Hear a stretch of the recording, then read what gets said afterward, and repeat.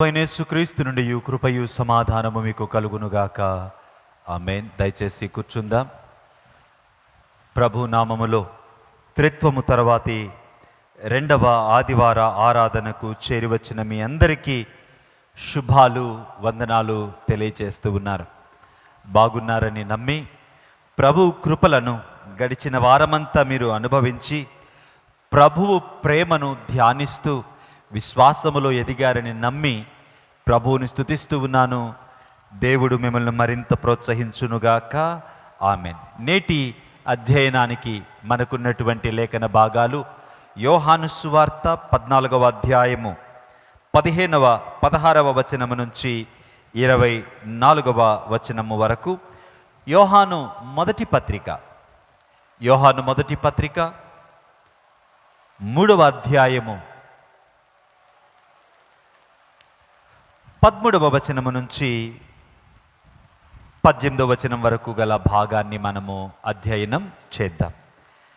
దయచేసి యోహాను సువార్తలోనికి రండి. యోహాను సువార్త 14వ అధ్యాయం. యోహాను సువార్త 14వ అధ్యాయములో యేసుక్రీస్తు ప్రభువారు జలోదర వ్యాధి కలిగినటువంటి ఒక వ్యక్తిని ఆయన స్వస్థపరిచాడు. ఈ జలోదర వ్యాధి కలిగినటువంటి వ్యక్తిని సబ్బాతు దినమందు, విశ్రాంతి దినమందు ఆయన స్వస్థపరిచాడు. చాలా పెద్ద సమస్య అయిపోయింది అక్కడ ఉన్నటువంటి శాస్త్రులకు, పరిసయ్యులకు. వారు అడుగుతూ ఉన్నారు, లేకుంటే వారు ఇబ్బందిలో ఉంటే ఆయన వేసిన ప్రశ్న, ఎవని గాడిదైనను గుంతలో పడితే ఇది విశ్రాంతి దినము కదా అని దాన్ని లేపడా అని అడుగుతూ ఆయన ఆ జలోదర రోగము కలిగిన వ్యక్తిని స్వస్థపరిచాడు. 6వ వచనంలో ఒక మాట చూస్తాం. ఈ మాటలకు వారు ఉత్తరము చెప్పలేకపోయిరి. అంటే యేసుక్రీస్తు ప్రభువారిని ఒక వ్యక్తిగా, ఒక మనిషిగా మీరు ఆలోచన చేస్తే ఆయన ఒక విప్లవకారుడు అని అంటాం మనం. ఆనాటి కాలములో యూదా సమాజములో విప్లవాత్మకమైన బోధనలు చేసినవాడు ఆయన. ఆనాటి అవగాహనకు భిన్నమైన ఆలోచన ధోరణిని, ప్రత్యామ్నాయ జీవిత విధానాలను ధర్మశాస్త్రము నుంచే, అంటే అప్పటి వరకు వారు అర్థం చేసుకున్న ధర్మశాస్త్రము నుంచే క్రొత్తగా వివరించడం మొదలుపెట్టాడు ఆయన. ఇంతకుముందు ఎవరు కూడా, యేసుక్రీస్తు ప్రభువారికి ముందు ఎవరు కూడా ట్యాక్స్ కలెక్టర్స్ దగ్గరికి వెళ్ళి కూర్చోలా. సుంకరులను చూసి వీడు పాపి అని వాడిని దూరంగా పెట్టారు. రోగగ్రస్తులను ఎవరిని కూడా సమాజము దరిదాపులకు రానివ్వల, వారిని సమాజపు వెలుపలనే ఉంచారు. స్త్రీలకు సముచిత స్థానము సమాజములో లేకుండా పోయింది. వీటన్నిటికీ పైగా ఒకవైపు రోమా సామ్రాజ్యము, రెండవ వైపు హేరోదు ఏలుబడి, మూడవ వైపు దేవాలయపు కానుకలు, అర్పణలు, ఇన్ని రకాలుగా ఆనాటి జీవనం అతి కష్టమయంగా ఉన్నప్పుడు యేసుక్రీస్తు ప్రభువారి బోధనలు ఆనాటి జీవనానికి ఒక ప్రత్యామ్నాయాన్ని, ఒక ఆల్టర్నేటివ్ని ప్రకటించాయి. ఇది కూడా అలాంటిదే. సబ్బాతు, విశ్రాంతి దినము, ఎవడు అటు ఇటు తిరగటానికి, ఎవడు అటు ఇటు కదలడానికి వీల్లేదు. ఈ చెయ్యి ఇట్లా తీయాలంటే తీయకూడదు, ఏ పని పెట్టుకోకూడదు. అలాంటిది ఒక రోగిని స్వస్థపరచుట, అది విశ్రాంతి దినము, ఇది ఇక భయంకరమైన సంగతి.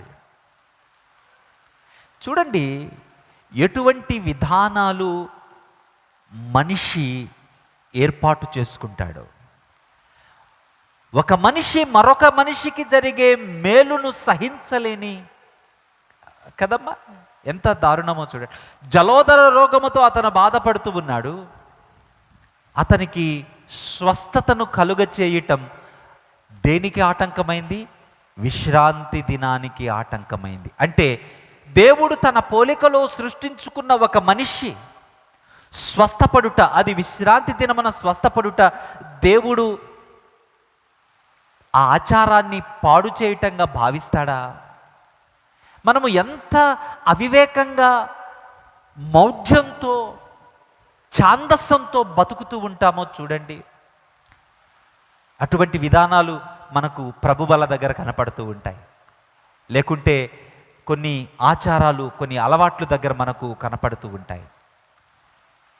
దేవుని వాక్యము నీ జీవితాన్ని సులభతరం చేయటానికి అనుగ్రహించబడిందే కానీ నీ జీవితాన్ని బానిసత్వములోనికి, ఒక కష్టములోనికి, ఒక కట్టుబాటులోనికి తీసుకొని వెళ్ళటానికి నీకు అనుగ్రహించబడింది కాదు. ఆయన మాటలు, ఆయన క్రియలు ఆనాటి విధానాలను ప్రశ్నిస్తూనే వచ్చాయి. ఆనాటి విధానాలకు భిన్నంగా కనపడుతూనే వచ్చాయి. అదే కోవలో 7వ వచనము నుంచి సుమారు 24వ వచనం వరకు గల భాగములో 2 విందుల గురించి యేసుక్రీస్తు ప్రభువారు మాట్లాడారు. ఆ తరువాత శిష్యరికం గురించి ఆయన మాట్లాడారు. మొదటి విందును మీరు ఆలోచన చేస్తే 7వ వచనము నుంచి 11వ వచనములో గల విందులో సాధారణంగా యూదా సాంప్రదాయములో విందులు జరిగినప్పుడు ఎలా ఉంటుంది అంటే, సుమంత్ ఒక యూదుడు, సుమంత్ ఒక విందును ఏర్పాటు చేసుకుంటున్నాడు. సుమంత్ ఎవరిని పిలుస్తాడంటే, ఎవరైతే తనకు బంధువులో వాళ్ళని పిలుస్తాడు. ఎవరైతే తనకు మేలు చేయగలరో, ధనవంతులో, సమాజంలో పరపతి ఉన్నారో వాళ్ళను పిలుస్తాడు. ఎందుకు? వారి వల్ల తనకు ఒక మేలు కలుగుతుంది. వీళ్ళు కూడా సుమంత్ పిలిస్తే వస్తారు. ఎందుకు? ఈయన కూడా ఆల్రెడీ సమాజంలో ఒక ఉన్నత స్థానంలో ఉన్నాడు. ఈయన దగ్గరకు రావటం వల్ల వీళ్ళకు కూడా గౌరవం కలుగుతుంది. అంటే ఈ విందులో తాత్పర్యం ఏంటి? ఇతను వారిని పిలవటము ఒక ఉద్దేశముతో, వారు ఇక్కడికి రావడము పరస్పర ప్రయోజనాల రీత్యా వీరు ఒకరిని ఒకరు ఘనపరుచుకుంటున్నారు, ఒకరిని ఒకరు ప్రోత్సహించుకుంటున్నారు, ఒకరిని ఒకరు ప్రేమించుకుంటున్నారు. ఇది మనము 12వ వచనములో మనము చూస్తాం. అయితే 7 నుంచి 11 వచనాలలో మీరు ఆలోచన చేస్తే, సుమంత్ భోజనానికి పిలిచాడు. ఆకాష్ భోజనానికి వచ్చాడు, విందుకు వచ్చాడు. వెంటనే ఆకాష్ ఏం చేశాడంటే, ఒక మంచి సీట్ కనపడింది. ఇప్పుడు ఇవి ఎట్లాగా డిఫరెంట్ చైర్స్ ఉన్నాయో అట్లా మంచి డిఫరెంట్ చైర్స్, మిగతావన్నీ టేబుల్స్. వచ్చి టక్కన ఆ చైర్లో కూర్చున్నాడు ఆకాష్. వెంటనే సుమంత్ అక్కడి నుంచి పరిగెట్టుకుంటూ వచ్చి, ఆకాష్ ఆకాష్ ఇక్కడ కాదు నువ్వు కూర్చోవలసింది, రా అనేసి వెనక్కి తీసుకెళ్ళి అక్కడ కూర్చోబెట్టాడు. అదే విషయాన్ని యేసుక్రీస్తు ప్రభువారు మాట్లాడుతూ, అయ్యా మీ విందులలో మీరు వచ్చి ప్రథమ స్థానాలను తీసుకోవద్దు, అధికారిక స్థానాలను, గౌరవ స్థానాలను తీసుకోవద్దు. అంటే మిమ్మల్ని మీరు హెచ్చించుకోవద్దు. ఎందుకు? ఈ ప్రపంచము చాలా చిన్నది. ఈ ప్రపంచానికి పరిధులున్నాయి. ఇది అపరిమితమైనటువంటి విస్తారమైన ప్రపంచం కాదు, అనంతమైన ప్రపంచం కాదు, విశ్వం అనంతమైనది. ఈ భూమి పరిమితి కలిగింది. ఈ భూమి మీద ఉన్న వనరులు పరిమితి కలిగినవి. ఈ భూమి మీద ఉన్న జనాలు లెక్కించబడ్డారు. All of these things are numbered. ఇవన్నీ కూడా పరిధులున్నాయి, పరిమితులున్నాయి. పరిధులు పరిమితులు ఉన్న కాడ ఒక వ్యక్తి ఒక దానిని తీసుకుంటే మిగతా వారికి అది అందదు. అర్థమవుతుందన్న మాట. ఎప్పుడైతే ఆ స్థానాన్ని ఆకాష్ తీసుకున్నాడో ఆ స్థానము ఇంకా ఎవరికి కూడా అందుబాటులో లేదు. ఇది పరిమితి కలిగిన ప్రపంచములో ఉండే విధానం. యేసుక్రీస్తు ప్రభువారు అంటున్నారు, అలా బ్రతకొద్దు మీరు. పరలోక రాజ్యపు విలువలతో బ్రతకండి. పరలోక రాజ్యములో ఒకడు ఎక్కువ, ఒకడు తక్కువ అనే స్థానము లేదు. ఎంతమంది ఉన్నా సరే అందరికీ గౌరవం ఉంటుంది. ఈ లోకం ఏం చెప్తుందంటే ఈ ఈ స్థానాన్ని కలిగి ఉంటేనే నీకు గౌరవం అని చెప్తుంది, ఈ ధనాన్ని కలిగి ఉంటేనే నీకు గౌరవం అని చెప్తుంది. ఈ ప్రపంచంలో గౌరవానికి నీకు కొన్ని ప్రమాణాలు ఉన్నాయి. పరలోకములో గౌరవాన్ని ఇచ్చేది ఎవరు? నీ సంపాదన కాదు గౌరవం. ఎవరిస్తున్నారు గౌరవం? దేవుడిస్తూ ఉన్నాడు. దేవుడు ఎలా ఇస్తూ ఉన్నాడు? ఉచితంగా, విస్తారంగా, ధారాళంగా ఇస్తూ ఉన్నాడు. అంటే ఇక్కడ అన్ని ఇవే కుర్చీలు ఉంటాయి. రెండు, ఒకవేళ ఎవరైనా ఆకాశం తీసుకొని వచ్చి ఇక్కడ కూర్చోపెట్టాలి అంటే అందరూ కలిసి ఆకాశం తీసుకొని వచ్చి అక్కడ కూర్చోపెడతారు. అంటే అందరి గౌరవం ఆకాశ్ గౌరవం అవుతుంది, ఆకాశ్ గౌరవం అందరి గౌరవం అవుతుంది. There is no disparity in the kingdom of God. ఈ లోకములో ఒకడు ఘనపరచబడాలి అంటే మరొకడు తగ్గించబడాలి. ఒకడికి ఒక వనరు అందాలంటే ఇంకొకళ్ళ చేతిలో నుంచి ఆ వనరులు లాక్కోబడాలి. అంతే కదా. అంబానీ ధనవంతుడు అవ్వాలి అంటే బిఎస్ఎన్ఎల్ నాశనం అవ్వాలి. అంబానీ ధనవంతుడు అవ్వాలంటే గవర్నమెంట్ చేతిలో ఉన్న పెట్రోకెమికల్స్ అన్నీ కూడా ప్రైవేటు పరం కావాలి. అదాని గొప్పవాడు కావాలి అంటే భారత ప్రభుత్వం నడపగలిగినటువంటి సముద్ర రవాణాను అతని చేతికి ఇవ్వాలి. అర్థమవుతుందన్నమాట. అతని చేతికి వెళ్ళాక ఇక సామాన్యులకు అది అందే అవకాశం ఎక్కడా? అతను ఏమి నిర్ణయిస్తే అది జరగతీరాల్సిందే. అంటే ఈ లోకములో పరిమితులు ఉన్నాయి. పరిమితులు ఉన్నాయి కాబట్టి ఆ పరిమితులలో మనిషి స్వభావం ఏం చేస్తూ ఉంది అంటే పలానా వ్యక్తిని తొక్కితేనే నేను పైకి వెళతానని తొక్కుడు జీవితాలు జీవిస్తూ ఉన్నారు. అలా కాదు మీరు బ్రతకాల్సింది. పరలోకపు స్వభావంతో బతకాలి. పరలోకములో ఇటువంటిది లేదు. ఎందుకు? మిమ్మల్ని ఘనపరిచేది, గౌరవించేది ఆయన ఉచితంగా ధారాళంగా ఇస్తాడు మీకు అవన్నీ. కాబట్టి మిమ్మల్ని మీరు హెచ్చించుకోవద్దు. మిమ్మల్ని సృష్టించిన ఆయన హెచ్చించుట కొరకు ఎదురు చూడండి. అది చెప్పిన తరువాత 12వ వచనములో యేసుక్రీస్తు ప్రభువారు ఈరోజు లేఖన భాగానికి రావటాన్ని మనం చూస్తాం. యేసుక్రీస్తు ప్రభువారు భోజన పంక్తిలో కూర్చున్న వారందరితో మాట్లాడుతూ ఆయన అంటాడు, మరలా సుమంతుని తీసుకొని, ఇందాక మనం అన్నట్లు సుమంత్ ఎవరిని పిలుస్తాడు? అధికారం ఉన్నోళ్ళని, గొప్పోళ్లను, ధనవంతులను, తన ఫ్రెండ్స్ని, రిలేటివ్స్ని, ఫ్యామిలీని పిలుచుకుంటాడు. ఎందుకు? వాళ్ళ వల్ల రేపు తనకు ప్రయోజనం ఉంటుంది. కానీ ఇదే సుమంత్ ఒకవేళ తను ఒక పార్టీ చేసుకుంటూ ఉంటే రోడ్డు మీదకి వెళ్ళి అడుక్కునే వాళ్ళను పిలుచుకొచ్చి, రండి మా ఇంట్లో కూర్చొని భోంచేయండి అంటాడా? రోగగ్రస్తుల దగ్గరికి వెళ్ళి, కుంటి వాళ్ళ దగ్గరికి వెళ్ళి, గుడ్డి వాళ్ళ దగ్గరికి వెళ్ళి, రండి విందు సిద్ధం చేశాను భోంచేద్దురు కానీ అని అంటాడా? అన్నాడు. ఎందుకు? వారి వల్ల తనకు ప్రయోజనము లేదు. యేసుక్రీస్తు ప్రభువారు ఇప్పుడు పరలోకపు విలువను మాట్లాడుతూ ఉన్నాడు. చూడండి ఎంత రాడికల్ స్టేట్మెంట్స్. ఒకటి, విశ్రాంతి దినము గురించి ఒక రాడికల్ స్టేట్మెంట్ మాట్లాడాడు. 2, ఈ లోకములో ఒకడిని తొక్కితేనే ఇంకొకడు ఘనపరచబడతాడు. అది చాలా నీచమైన సంస్కృతి. పరలోకపు సంస్కృతిలోకి రండి. అందరినీ ప్రేమించండి, అందరూ గెలవటానికి ప్రయత్నం చేయండి, ఒక్కటిగా ఉండండి. Be united to win everybody, not one. ఒక్కడు గెలిచి మిగతా వాళ్ళందరూ ఓడిపోవడం, మిగతా వాళ్ళందరూ తక్కువ చేయబడడం, అది కాదు మీకుండవలసిన సంస్కృతి. అందుకు కాదు దేవుడు మిమ్మల్ని సృష్టించింది. ఒక విప్లవాత్మకమైన విలువను ప్రకటించాడు. ఈ లోకంలో నీవు విందు చేసుకుంటే నీకు కావలసిన వాళ్లను, గొప్పోళ్లను, ఎమ్మెల్యేలను, ఎంపీలను, కౌన్సిలర్లను పిలుస్తావు. ఎందుకు? రేపొద్దున వాళ్ళ ద్వారా నీకు మేలు కలగాలి కాబట్టి. బట్ అది కాదు నువ్వు చేయాల్సింది. అది చేస్తూ ఉన్నంత అదే మనస్సుతో నువ్వు రోడ్డు మీదకి వెళ్ళి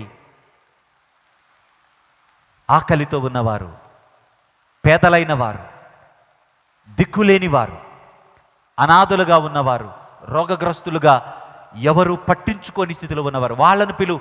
వాళ్ళ దగ్గర నీకు రూపాయి కాదు, ఆనా పైసా దొరకదు. Go bring them. వాళ్ళను పిలిచి వాళ్ళ కడుపు నింపు. Why is Jesus is talking about it?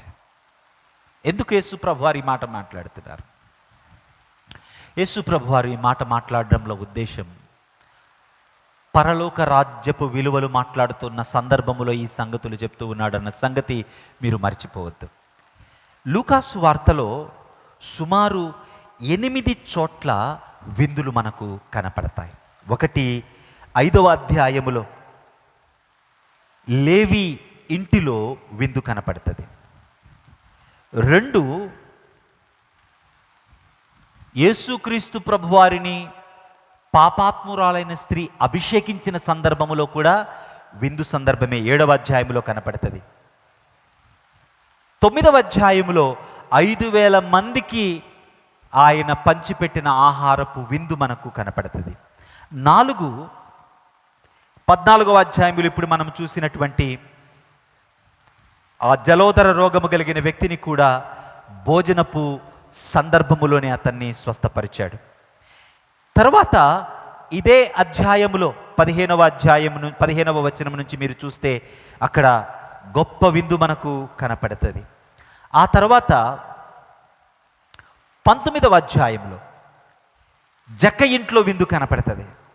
ఆ తర్వాత 7వ విందు 22వ అధ్యాయములో యేసుక్రీస్తు ప్రభువారు అనుసరించినటువంటి ఆ లాస్ట్ సప్పర్ మనకు కనపడుతుంది.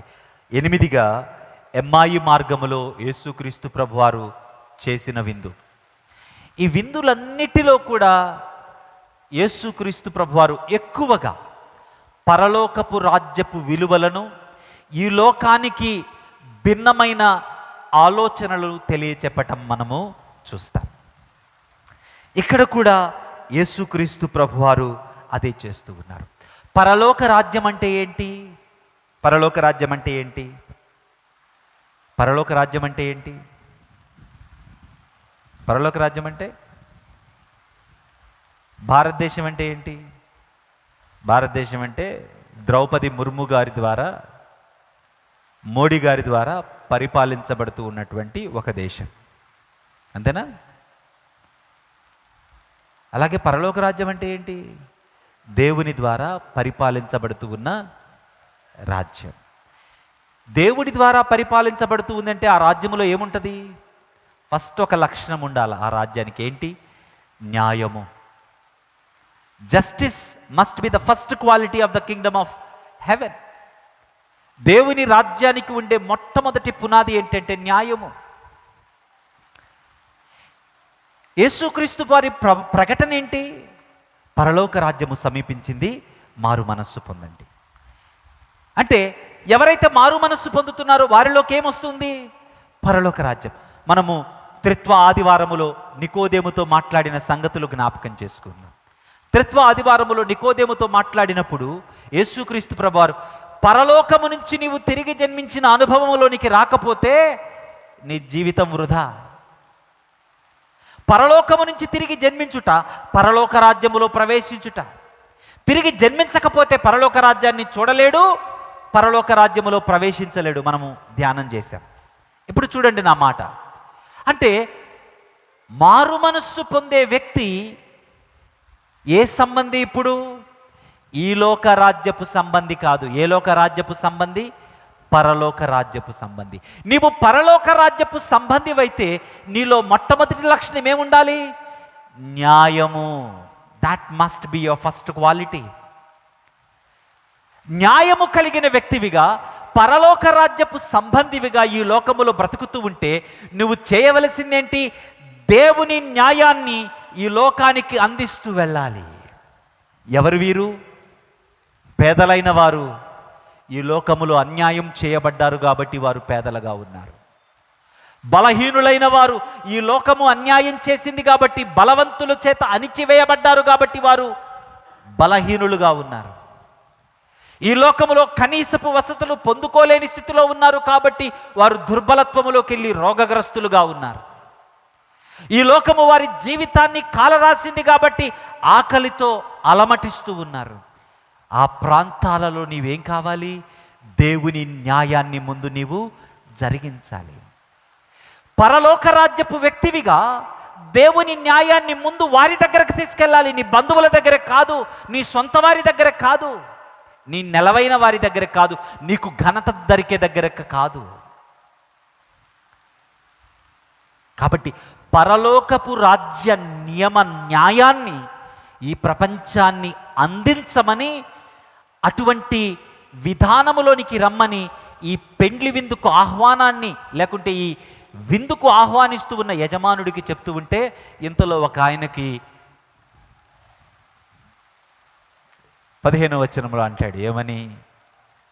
తొత్తరపాటు వచ్చి ఒక మాట అన్నాడు. ఏమన్నాడు? చదవండి 15వ వచనంలో. ఆయనతో కూడా భోజన పంక్తిని కూర్చుండిన వారిలో ఒకడు ఈ మాటలు విని దేవుని రాజ్యములో ఏంటంట, దేవుని రాజ్యములో భోజన పంక్తిని కూర్చుండువాడు ధన్యుడు అన్నాడంట. ఈ మాట కనపడటానికి చాలా ఆత్మీయంగా కనపడుతుందేమో, కానీ ఇది చాలా దౌర్భాగ్యకరమైన స్టేట్మెంట్. వింటున్నారా నా మాట? చాలా ఆత్మీయంగా కనపడుతూ ఉన్న మాటే, కానీ ఇది చాలా భయంకరమైన మాట. ఈ వ్యక్తి పరలోక రాజ్యములో భోజన పంక్తిని కూర్చొని రొట్టె విరుచువాడు ధన్యుడు అని అనటంలో ఉద్దేశం ఏంటి అంటే, నేను స్వతహాగా యూదుణ్ణు, నేను ధర్మశాస్త్రాన్ని కలిగిన వాడను, సున్నతి చేయించుకున్న వాడను, నేను నిబంధనలో ఉన్నవాడిని, నేను సమాజంలో ఉన్నత స్థానంలో ఉన్నవాడిని. మీరు జ్ఞాపకం చేసుకోండి, పరిసయుడు సుంకరి. పరిసయుడి ప్రార్థన ఏంటి? వీళ్ళలాగా నేను లేను, వీళ్ళలాగా నేను లేను, వీళ్ళలాగా నేను లేను. అంటే ఇతని యొక్క భావన ఏంటి అంటే, నేను పుట్టుకతోనే పరలోకానికి అర్హత చేసుకున్నా, ఇక నువ్వేంటి చెప్పేది కొత్తగా? అది ఆలోచన. ఎవరిని పిలవాలో నువ్వు నాకు కొత్తగా చెప్పేదేంటి? నా బంధువులను పక్కన పెట్టి, నాకు ఘనతనిచ్చే వారిని పక్కన పెట్టి, వాళ్ళు శాపగ్రస్తులు. శాపగ్రస్తుడు కాబట్టి వాడు పేదోడిగా పుట్టాడు. దేవుని శాపం వాడి మీద, వాడి కుటుంబం మీద ఉంది కాబట్టి వాడు దరిద్రుడుగా పుట్టాడు, లేకపోతే రోగగ్రస్తుడుగా పుట్టాడు. వాడితో నన్ను సమానం చేస్తావేంటి, నువ్వెవరివి నాకు చెప్పటానికి అన్న వ్యతిరేక భావన 15వ వచనం. అర్థమవుతుందా? అర్థమవుతుందా? చూడండి, అందుకు యేసుక్రీస్తు ప్రభువారు 16వ వచనం నుంచి 24వ వచనం వరకు ఉపమానం చెప్పాడు. ఆ గొప్ప విందు ఉపమానం మనందరికీ తెలిసిందే. నేను చాలా త్వరగా ఈ మాటలు ముందుకు తీసుకుని వెళ్ళటానికి ప్రయత్నం చేస్తాను. యజమానుడున్నాడు, తన పనివాణ్ణి పంపించాడు, విందుకు ఆహ్వానించాడు. యూదా సాంప్రదాయములో విందుకు ఆహ్వానించటానికి 2 సార్లు పిలుపులుంటాయి. మొదటిసారి పిలవటానికి వెళ్ళినప్పుడు ఎవరినైతే పిలుస్తూ ఉన్నాడో అతని అంగీకారాన్ని మొదట తీసుకుంటారు. అయ్యా, ఫలానా మా యజమానుడు ఫలానా రోజున ఇంత గొప్ప విందు సిద్ధపరుస్తూ ఉన్నాడు, మీరు ఈ విందులోనికి ఆహ్వానించబడుతూ ఉన్నారు, మీకు సమ్మతమేనా? వారి అంగీకారాన్ని తీసుకొని అప్పుడు ఇదిగో ఈ విందుకు ఆహ్వానించబడ్డాడు అని ఆహ్వానితుల లిస్టులో చేర్చుకుంటారు. ఇది అయిపోయిన తర్వాత ఆ విందు దినము సమీపించాక విందు సిద్ధపరిచి 2వ మారు విందు ప్రకటన వెల్లడుతుంది. అయ్యా, విందు సిద్ధపడింది, నీవు అంగీకరించిన ఆ విందుకు ఇక రా, యజమానుడితో కలిసి ఈ విందులో నీవు పాలిభాగస్తుడివి కా అని ఆహ్వానం 2వ మారు వెళుతుంది. ఈ 2వ మారు ఆహ్వానం వెళ్ళినప్పుడు ఆల్రెడీ అంగీకరించిన వారు 3 కారణాలు చెప్పారు. ఒకడంటూ ఉన్నాడు, అయ్యా నేను పొలాన్ని కొన్నాను, ఈ పొలము వ్యవసాయానికి పనికొస్తుందో లేదో నేను చెక్ చేసుకుంటున్నాను, కాబట్టి నాకు రావటానికి అవ్వదు. 2వ వ్యక్తి అన్నాడు, అయ్యా నేను 5 జతల ఎడ్లను కొన్నాను, ఈ ఎడ్లు నాకు పొలానికి పనికొస్తాయో లేవో నేను చెక్ చేసుకుంటున్నాను, రావటానికి అవ్వదు. 3వ వ్యక్తి అన్నాడు, నేను పెళ్లి చేసుకున్నాను, నేను సంతోషించాలి, నేను రావటానికి. ఈ 3 కారణాలు కూడా చాలా కరెక్టేమో అన్నట్లు అనిపిస్తాయి కదా. నేను అనుకున్నా కొంతకాలం క్రితం, కరెక్టే కదా ఏంటినా అని అనుకున్నారా? కానీ ఎంత దారుణమైన కారణాలో కొద్దిగా ఆలోచన చేయటానికి ఎవరైనా వ్యవసాయానికి పొలాన్ని కొంటా, ఆ పొలం వ్యవసాయానికి పనికొస్తుందో పనికిరాదో పరీక్షించుకోకుండా వెళ్ళి పొలాన్ని కొంటాడా? కొన్నాక ఎవడైనా పొలాన్ని పరీక్షిస్తాడా? అంటే పొలాన్ని కొన్నాడంటే వాడు ఏమై ఉండాలి? ధనవంతుడు. 2, 5 ఒక జత ఎడ్లు కలిగి ఉండడమే మహా గొప్ప ఆ కాలంలో. అట్లాంటిది ఎన్ని జతల ఎడ్లు కలిగి ఉన్నాడు? 5 జతల ఎడ్లు కొన్నాడు. సుమంత్ కారు కొని, కారుకి డబ్బులు పే చేసి, డబ్బులు పే చేసిన తర్వాత ఇప్పుడు వెళ్ళి నేను ఇంజన్ స్టార్ట్ అవుతుందో లేదో చూస్తానంటావా? అన్నట్టు కదా. 3, ఒక వ్యక్తి పెళ్లి చేసుకుంటే ఆ పెళ్లి చేసుకున్న వ్యక్తి కేవలము సైన్యములో మాత్రమే సంవత్సర కాలము చేరకూడదు. ఈ సంవత్సరము తన భార్యతో సంతోషించి ఆ తర్వాత ధర్మశాస్త్ర ప్రకారం ఇక ఏ పనైనా అతను చేయవచ్చు. సైన్యములో చేరకూడదు, అది మాత్రమే నియమము. కానీ పెండ్లి విందుకు వెళ్ళకూడదన్న నియమము లేదు. 2, భార్యతో కలిసి నవదంపతులుగా పెండ్లి విందుకు లేకుంటే ఆ యజమానుడు సిద్ధపరిచిన విందుకు వెళ్ళడం, ఆ విందు స్థలాన్ని మరింత ఆనందమయం చేయడం. 2, తనకు భార్యగా వచ్చిన ఆమెకు ఒక నూతన ఆనందాన్ని, నూతన వ్యక్తులను పరిచయం చేయడం. కానీ ఆయన అంటాడు, నాకు కుదరదు. ఈ 3 కారణాలు 2 రకాలుగా మనము ఆలోచన చేద్దాం. మొదటిది, ఈ 3 ధనవంతులుగా, సమాజములో ఉన్నత స్థానములో ఉన్నవారుగా యజమానుణ్ణి పట్టించుకోకుండా, యజమానుడికి విలువ ఇవ్వకుండా ఆయన పిలుపును తృణీకరించటాన్ని మనము చూస్తాం. సాధారణంగా మనము వినే ఆలోచన ఏంటి అంటే, పరలోక రాజ్యపు ఆహ్వానం వచ్చినప్పుడు ఆ ఆహ్వానాన్ని విని దాన్ని పట్టించుకోకుండా ఈ లోకపు సంగతులు పరలోకపు సంగతుల కంటే ఎక్కువగా వాటిలో కొట్టుకుపోయిన వారిగా ఈ 3ని చూస్తాం. నిజమే, వారికి ప్రాధాన్యత అర్థం కావట్లా, దేనిపైన మనస్సు నిలపాలో వారికి అర్థం కావట్లా, దేనిని ప్రధానమైన దానిగా ఎంచాలో వారికి అర్థం కావట్లా. ఈ లోక జంజాటం, ఈ లోకపు యొక్క ధన వ్యామోహం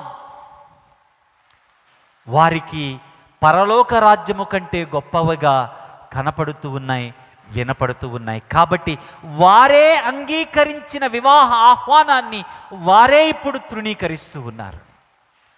2, నాకు అనిపిస్తుంది కేవలము ఈ 3 కారణాలను బట్టే వారు ఈ విందుకి, ఈ గొప్ప బ్యాంక్వెట్కి వారు రావటానికి వ్యతిరేకత చూపలేదేమో అనిపిస్తుంది. ఇవి పైకి కనపడుతూ ఉన్న కారణాలేమో లోతుగా మరింత దారుణమైన కారణాలు ఉన్నాయేమో అని అనిపిస్తుంది. మీరు ఆలోచన చెయ్యండి. ఎడ్లున్నాయి, ఈరోజు కాకపోతే రేపు వెళ్ళొచ్చు. పొలం ఉంది, ఈరోజు కాకపోతే రేపు వెళ్ళొచ్చు. భార్యను తీసుకొని వెళ్ళకూడదని రూల్ ఏం లేదు. భార్యతో వెళ్ళి చక్కగా సంతోషించవచ్చు, ఆనందంగా ఉండొచ్చు. కానీ ఆ కారణాన్ని బట్టి వారు ముందు ఆహ్వానించగా అంగీకరించిన ఆ విందుకు వారే తిరస్కారాన్ని తెలియచేస్తూ ఉన్నారు. ఏమై ఉండొచ్చు కారణం? అంతకుముందు యేసుక్రీస్తు ప్రభువారు మిమ్మల్ని మీరు హెచ్చించుకోవద్దు అని చెప్పాడు. 2, మీరు విందు చేసుకున్నప్పుడు మీకు లాభాన్ని చేకూర్చుకునే వారిని కాదు పిలవాల్సింది, దేవుని న్యాయాన్ని జరిగిస్తూ ఈ లోకములో అన్యాయమైన వారిని మీరు ఆహ్వానించి వారికి ఆతిథ్యాన్ని ఇవ్వండి అని పిలుపునిచ్చాడు. అంటే ఆహ్వానించబడ్డ ఈ 3కు వీరితో పాటు, ఇటువంటి వారితో పాటు ఇంకా ఎవరు ఈ విందులో పాల్గొబోతూ ఉన్నారో బహుశా అర్థమైంది. బహుశా ఈ విందులో గుడ్డివారు, కుంటివారు, వెలివేయబడ్డవారు, ఊరి వెలుపల ఉన్నవారు, గొప్పవారు కానివారు అని సమాజం ఎంచుతూ ఉన్నవారు కూడా ఈ విందులో భాగస్థులవుతూ ఉన్నారని అర్థమైంది. కాబట్టి పైకి ఈ కారణాలు చెప్తూ నువ్వు చెయ్యి విందు, మాలాంటి గొప్పోళ్ళం రాము ఈ విందుకు, ఏం జరుగుద్దో చూడు. ఎందుకు? విందుకు వస్తాను అని చెప్పి విందుకు రాకపోవడం అతనిని అవమానించడం. అవమానం గౌరవం కలగలిసి, అవమానం గౌరవం అనే పదాల మీద సమాజం నడుస్తూ ఉంది. అలాంటి సమాజములో అవమానపరచడం ధ్యేయంగా పెట్టుకొని, నాకు పెళ్ళయింది నేను రాను, నేను ఎడ్లు కొన్నాను నేను రాను, నేను పొలం కొన్నాను నేను రాను. నువ్వు చేయి విందు చేయి, వాళ్ళను పెట్టుకొని నువ్వు విందు ఎలా చేస్తావో చూస్తాను. మాలాంటి గొప్పవాళ్ళు రాకుండా విందు జరుగుతుందా? ఎవరు వీళ్ళు? దేవుని జనులు, దేవుని జనాంగము. వీళ్ళు దేవుని జనులుగా, దేవుని జనాంగముగా అబ్రహాము దగ్గరకు మీరు వెళితే, అబ్రహామును దేవుడు ఆశీర్వదించింది కేవలం అబ్రహాముకు మాత్రమే పరిమితం కావడానికి కాదు. దేవుడు అన్న మాట, అబ్రహామా నీవు ఆశీర్వదించబడతావు, నీ ద్వారా భూమి యొక్క సమస్త వంశాలు ఆశీర్వదించబడతాయి. మోషే ద్వారా దేవుడు ధర్మశాస్త్రాన్ని ఇచ్చి, మీరు నా నిబంధన జనులు, మీరు ఈ ధర్మశాస్త్రాన్ని అనుసరిస్తూ మీరు బ్రతకండి అని ఎందుకు చెప్పాడు? ఎందుకు చెప్పాడు అంటే, సున్నతి కలిగిన జనులుగా, దైవ ప్రజలుగా ధర్మశాస్త్రాన్ని అనుసరిస్తూ దేవుణ్ణి ప్రేమించడమేంటో ఈ ప్రపంచానికి చూపించాలి. దేవుణ్ణి ప్రేమిస్తే ఆ మనిషిలో ఎటువంటి పరిశుద్ధత వస్తుందో ఈ ప్రపంచానికి చూపించాలి. దేవుణ్ణి ప్రేమిస్తూ పరిశుద్ధులుగా బ్రతుకుతూ ఎంత భిన్నంగా ఈ లోకంకి వ్యతిరేకంగా బ్రతకొచ్చో ఈ ప్రపంచం కళ్ళ ముందు స్పష్టపరచబడాలి. ఈ ప్రపంచం దేవుణ్ణి ప్రేమించే జనాంగాన్ని చూసి, దేవుణ్ణి ప్రేమిస్తూ ఉన్న జనాంగంలో పుట్టిన పరిశుద్ధతను చూసి మేము కూడా ఇలా బ్రతకాలి, ఈ దేవుడి దగ్గరకు రావాలి అని ఆకర్షించబడాలి. అందుకోసం దేవుడు వారిని అబ్రహాము సంతానంగా, అందుకొరకు దేవుడు వారిని నిబంధనా జనులుగా, ధర్మశాస్త్ర సంబంధులుగా వారిని దేవుడు చేస్తే, వారు అంటున్నారు, మేము ధర్మశాస్త్ర సంబంధులము, మీరు అన్యులు. దేవుడు మమ్మల్ని ఎన్నుకున్నాడు, మీరు విసర్జించబడ్డారు. మేము ఆశీర్వదించబడ్డవారము, మీరు శపించబడ్డవారు. సమాజాన్ని ముక్కలు చేశారు, సమాజాన్ని ముక్కలు చేశారు. ఆలోచన చేయండి. సమాజాన్ని కలుపుకోవలసిన వారు, సమాజంలో అన్యాయమైపోయిన వారు, ధర్మశాస్త్రం ఇవ్వబడిందే దేవుని న్యాయాన్ని సమాజానికి అందించటానికి. దేవుని న్యాయాన్ని నా జీవితంలో కలిగి ఉండి ఈ సమాజానికి అందిస్తాను అని నువ్వు సున్నతి చేసుకున్నావు. దేవుని న్యాయాన్ని నా జీవితంలో నేను కలిగి ఉండడమే కాదు, దేవుని న్యాయాన్ని అందరికీ అందిస్తాను అని నిబంధనా జనుడివిగా నీవు రూపాంతరపరచబడ్డావు. అయితే ఆ దేవుని న్యాయాన్ని ఇతరులకు అందించే సమయం వచ్చినప్పుడు ఏం చేశావు? వాళ్ళతో నేను కూర్చోను అని ఏం చేశావు? ప్రక్కకు వెళ్ళిపోయావు. కాబట్టి ఆ విందు యజమాని అంటూ ఉన్నాడు, కోపపడి వెళ్ళండి, వెళ్ళి పొలాల గట్లలో ఉన్నటువంటి పేదవారిని పిలుచుకురండి, రోడ్ల మీద ఉన్నటువంటి రోగగ్రస్తులను పిలుచుకురండి, విడిచివేయబడ్డ వారిని, పేదలైన వారిని, ఈ సమాజము వద్దు అని అన్యాయం చేయబడ్డ వారిని అందరినీ పిలుచుకురండి. వాళ్ళందరినీ పిలుచుకొచ్చాడు దాసుడు. వచ్చి యజమానుడితో, అయ్యా మేము పిలుచుకొచ్చేసాం, నువ్వు చెప్పినట్లు చేసేసాం. చూస్తే ఇంకా స్థలం ఉంది. ఇంకా ఏముంది? స్థలం ఉంది. ఆ తర్వాత ఇదిగో హైవేస్లోకి వెళ్ళండి, అక్కడ ఉన్న వారిని కూడా పిలుచుకురండి. చూడండి ఒకసారి 21వ వచనములో, అప్పుడు ఆ దాసుడు తిరిగి వచ్చి ఈ మాటలు తన యజమానునికి తెలియచేయగా ఆ ఇంటి యజమానుడు కోపపడి, నీవు త్వరగా పట్టణ వీధులలోనికిని సందులలోనికిని వెళ్ళి బీదలను, అంగహీనులను, కుంటివారిని, గ్రుడ్డివారిని ఇక్కడకు తోడుకొని రమ్మని ఆ దాసునితో చెప్పాను. 22వ వచనం, అంతటా ఆ దాసుడు, ప్రభువా నీవు ఆజ్ఞాపించినట్లు చేసి తిని గాని ఇంకనూ చోటున్నదని చెప్పాను. అందుకు యజమానుడు, నా ఇల్లు నిండునట్లు నీవు రాజమార్గములలోనికి, కంచెలలోనికి వెళ్ళి లోపలికి వచ్చుటకు అక్కడ వారిని బలవంతము చేయుము. ఏలయనగా పిలువబడిన ఆ మనుషులలో ఒకడును నా విందును రుచి చూడడని మీతో చెప్పుచున్నాను. చూసారా, వారు విందు రుచి చూడకపోవటానికి కారణం. ఇప్పుడు ఒక సంగతిని మీరు ఆలోచన చేయాలి. 23వ వచనములో, 24వ వచనములో, 22వ వచనములో, 23వ వచనములో 23 చూడండి. రాజమార్గములలో, కంచెలలో, 21లో సందులలోనికి వెళ్ళి బీదలు, అంగహీనులు, కుంటివారు, గ్రుడ్డివారు. తర్వాత 23వ వచనములో రాజమార్గములలోనికి వెళ్ళి, కంచెలలోనికి వెళ్ళి అక్కడ ఉన్నవారు. ఎవరుంటారు అక్కడ?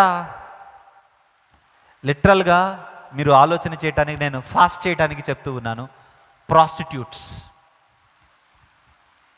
యాంటీ సోషల్ పీపుల్ కదా, ఇంకా నిలువ నివాసము లేనివారు, పరదేశులు, ఫారినర్స్, హైవేస్లో. కంచెల్లో ఎవడు బతుకుతాడు? కంచెల్లో ఎవడు బతుకుతాడు? కూలోళ్ళు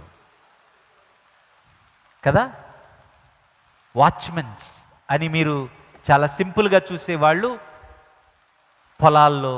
మీరు పల్లెటూర్లకు వెళ్ళి చేపల చెరువుల దగ్గర ఉండే మనుషులను చూసారా?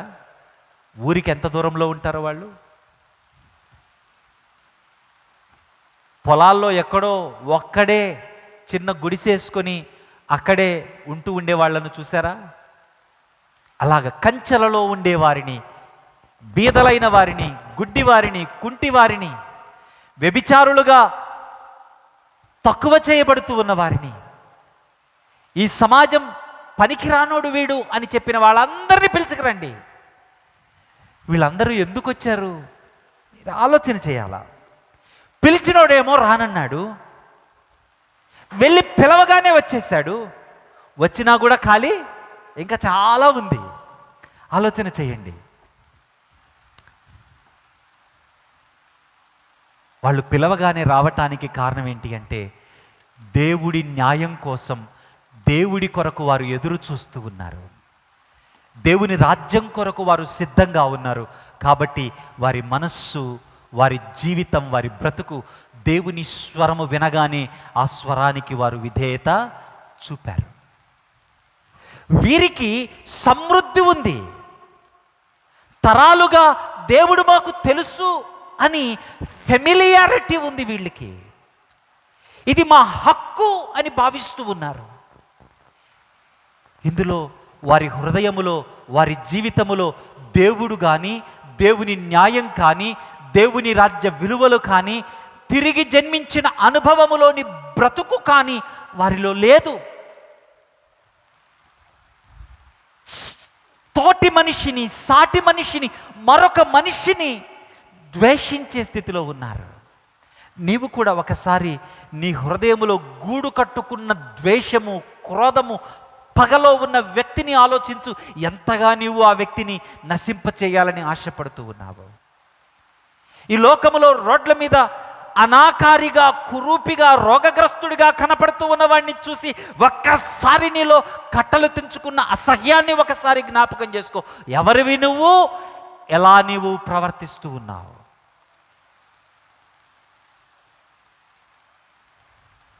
నీకున్న సౌలభ్యాలలో, నీకున్న సుఖాలలో దేవుడు నిన్ను ప్రేమించిన ప్రేమను మర్చిపోయి, దేవునికి నీవు చేసుకున్న నిబంధనను మర్చిపోయి, దేవుని న్యాయము నీకు అందగా ఈ స్థాయిలో నీవు కూర్చొని అదే దేవుని న్యాయాన్ని నీవు నీ జీవితంలో ఇతరులకు పంచడం మర్చిపోయి ఎలా బ్రతికేస్తున్నావో చూడు. మరి నీలో దేవుడున్నాడా? దేవుని ప్రేమ ఉందా? దేవుని రాజ్యపు విలువలు ఉన్నాయా? ఉన్నాయి అని అనుకుంటున్నావా? వీరు ఆ విందును రుచి చూడరు. ఎవరు చూస్తారు? ఆయన స్వరము కొరకు ఎదురు చూసేవారు. ఆయన చేత పోషింపబడటానికి, ఆయన న్యాయాన్ని అందిస్తే ఆ న్యాయము తీసుకొని తమ బ్రతుకులను మార్చుకోవటానికి సంసిద్ధంగా ఉన్నవారు ఆ విందులో పాలిభాగస్తులవుతారు. నీ జీవితంలో ఈ లక్షణం ఉండాలి. ఏ లక్షణం? ప్రభువా, నువ్వు నా జీవితంలో జోక్యం చేసుకోకపోతే, నువ్వు నా జీవితంలో న్యాయం చేయకపోతే నేను ఈరోజు బ్రతకలేను. నా జీవితంలో నీ న్యాయము లేకపోతే, నీ జోక్యం లేకపోతే నా భర్తతో ఎలా కాపురం చేయాలో నాకు తెలియదు, నా బిడ్డలను ఎలా పెంచాలో తెలియదు, నేను ఈ రోడ్డులో ఎలా నడవాలో నాకు తెలియదు. You should be ready to see and listen to the voice of God. దేవుని స్వరాన్ని వింటూ, దేవుని సహాయాన్ని పొందుకుంటూ, దేవుని విలువలతో బ్రతకటానికి తపన పడుతూ, నీవు సహాయం చేస్తేనే ఎలా నేను బ్రతకగలను అనే నిజ బలహీనతను వెళ్ళబుచ్చుతూ బ్రతకాలి. నాకు ఏసీ ఉంది, నా కారు ఉంది, నాకు 30-40 వేలు, 1 లక్ష రూపాయల జీతం వస్తుంది, ఐఎమ్ హ్యాపీ. ఇదే ఆ రోజు వాడు ఎడ్లు కొనుక్కున్నాను రాలేను అని చెప్పటానికి కారణం. ఇదే నేను పొలం కొనుక్కున్నాను రాలేను అని చెప్పటానికి కారణం. దేవుడి రాజ్యాన్ని ప్రధాన స్థానం నీవు ఇవ్వకపోవటానికి నీకు దేవుడు అతి పరిచయం అయిపోయాడు. ఇంకో మాట చెప్పనా, దేవుడు ముఖం మొత్తేశాడు. కాబట్టి దేవుడు నీలో ఉన్నాడు అనుకొని దేవుడు లేని బ్రతుకుని బ్రతికేస్తూ ఉన్నావు, నిర్దయగా, నిర్దాక్షిణ్యంగా. కానీ ఏ వ్యక్తి అయితే తన హృదయాన్ని దేవాని స్వరము వినిపిస్తే నాకు చాలు అని సంసిద్ధంగా ఉంటాడు, దేవుని ప్రేమ చేత, దేవుని రాజ్యపు విలువల చేత, దేవుని న్యాయం కొరకు అర్రులు చాచుతూ ఆ న్యాయాన్ని నీకు సాధ్యమైన స్థాయిలో నీ బ్రతుకులో నీవు అందించుకుంటూ వెళ్ళే సంసిద్ధతతో ఉంటావో ఆ వ్యక్తి రోడ్డులో ఉన్న వ్యక్తి, ఆ వ్యక్తి రోగగ్రస్తుడుగా ఉన్న వ్యక్తి, ఆ వ్యక్తి ఆహ్వానాన్ని వెనువెంటనే అంగీకరించి పరుగెత్తుకునే వచ్చే వ్యక్తి. చాలామంది మన జీవితాలలో ఏం చేస్తూ ఉన్నామంటే ఆయన అందిస్తూ ఉన్న ఆహ్వానాన్ని తిరస్కరిస్తూ ఇష్టానుసారంగా బ్రతికేస్తూ ఉన్నాం. కాబట్టే ఆయన ఏం చేశాడంటే తన ప్రేమను నీ పట్ల చూపిస్తూ ఉన్నాడు. ఎంత గొప్పగా చూపిస్తూ ఉన్నాడు అంటే యోహాను రాసిన మొదటి పత్రిక 3వ అధ్యాయంలో 16వ వచనంలో అంటాడు, ఆయన మన నిమిత్తము తన ప్రాణము పెట్టెను, దీని వలన ప్రేమ ఎట్టిదో తెలుస్తూ ఉన్నది. నీవు దేవుని రాజ్య సంబంధివిగా బ్రతకాలి అని, దేవుని రాజ్య సంబంధిగా దేవుని రాజ్యము నీ బ్రతుకులోకి రావాలి అని నీ కొరకు ఆయన ప్రాణము పెట్టాడు. ఆయన ప్రేమ నీకు అర్థమైతే నీవు 14వ వచనం, ఆయన ప్రేమ నీకు అర్థమైతే నువ్వేం చేస్తావు? ఆయన వలే ప్రేమిస్తావు. ప్రేమ నీలో ఉంటే నీవు మరణము నుండి జీవములోనికి దాటి ఉన్నావు. ప్రేమ నీలో లేకపోతే ఇంకా మరణమందే నిలిచి ఉన్నావు. ప్రేమ లేనివాడు నరహంతకుడు. చూసారా, ఆ ముగ్గురు ఎందుకు రాలేని స్థితిలో ఉన్నారు? ఒకటి, దేవుని రాజ్యానికి ప్రాముఖ్యతనివ్వలేకపోవడం అయితే, రెండవది ఈ లోకములో ఇంకో మనిషితో తనను తాను సమానం చేసుకోలేకపోవడం. అమ్మా, దేవుని ప్రేమ కలిగి బ్రతకాలి, దేవుని రాజ్య విలువలతో బ్రతకాలి. దేవుని ప్రేమ కలిగి దేవుని రాజ్య విలువలతో, మాటతో, నాలుకతో కాక క్రియలతో ప్రేమించే బ్రతుకుతో మనము ఎప్పుడు సాధ్యమవుతుంది? ఎప్పుడు సాధ్యమవుతుంది అంటే, క్రైస్తవుణ్ణి నేను అని నువ్వు రెస్ట్ తీసుకోకపోతే సాధ్యమవుతుంది. క్రైస్తవుణ్ణి నేను అని సంతృప్తి పడకపోతే సాధ్యమవుతుంది. నా మాటను మీరు ఆలోచన చేయండి. మేము పుట్టుకతో యూదులం, మేము నిబంధనాజనులం, మా దగ్గర ధర్మశాస్త్రం ఉంది, మేము హక్కుదారులం, ఇక మాకు ప్రత్యేకత ఇంక వేరే ఏమీ అక్కర్లా, we are ready, we are in the kingdom of God అనుకుంటున్నావేమో. అది మంచిది కాదు. ఈ దేవుని వాక్యాన్ని అనుక్షణం ధ్యానిస్తూ, బైబిల్ స్టడీస్కి, ఆరాధనకు క్రమంగా వస్తూ, ఈ వాక్యాన్ని అనుక్షణం నీ హృదయంలో భద్రం చేసుకుంటూ, ఈ వాక్యం చేత దేవుని ప్రేమలో ఎదుగుతూ దేవుని రాజ్యపు విలువలతో ఎప్పుడూ దేవుని స్వరాన్ని వినటానికి సంసిద్ధమైన మనస్సు కలిగిన వాడివిగా, దేవుని ప్రేమలో నిలకడగా నిలిచి ఉండే భాగ్యములో ఎదిగే వ్యక్తివిగా నీవు బ్రతికినప్పుడు మరణమును దాటి జీవములోనికి ప్రవేశిస్తావు. నీ హృదయములో ప్రేమ కొదువుగా ఉండక ఉప్పొంగుతుంది. ఎటువంటి ప్రేమ ఉప్పొంగుతుంది అంటే, ఎలాగైతే క్రీస్తు నీ కొరకు వచ్చి ఈ లోకములో ప్రాణము పెట్టాడో, నీవు కూడా అటువంటి ప్రేమతో అనేకుల కొరకు ప్రాణం పెడతావు.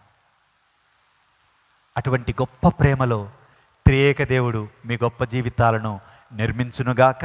ఆమె సమస్త జ్ఞానముకు మించిన దేవుని సమాధానం యేసుక్రీస్తు వలన మీ హృదయములకును తలంపులకును కావలియుండునుగాక. ఆమె. దయచేసి